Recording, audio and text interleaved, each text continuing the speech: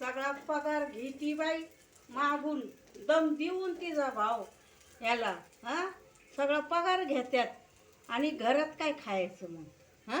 ह्यो देतोय त्यांना पगार, घेती पगार.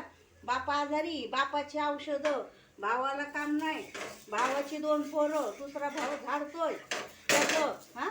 भाऊजाई करती धुणं भांडी तिथं जाऊन, भाऊजाईच्या भावाच्या चड्ड्या धुती, तिथं जाऊन करती सगळं काम. आणि राहिली आणि राहून मागती, अहो भावाला बोलवा मला जायचंय, भावाला बोलवा मला जायचंय. उठसूट भावाला बोलवा जायचं.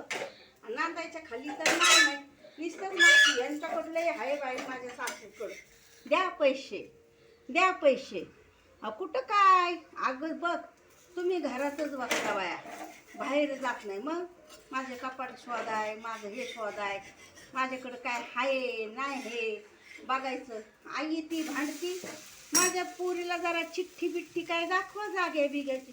अगं मी 40-50 वर्ष इथं घातली ह्या खानदानी, तर मला नाही माझ्या सासूनी मरस्तोर काय चिठ्ठी दाखवली, फिट्टी दाखवली शेताचं फिताचं काय. हिला मी कुठून दाखवू? बाय म्हणलं मी तुला कुठून दाखवू चिठ्ठी, मलाच ती चिठ्ठी नाही माहिती, कागदपत्र कसली असतात बाई, माझ्या लेकीला दाखवा. आणि लय चांगलंय, लय पोरगा चांगलंय. आणि पार त्याच्या घराचं दाराचं वाटोळं केलं बाईनी. उठसूट काय भावाला बोलवा, नाही मला जायचंय, भावाला बोलवा.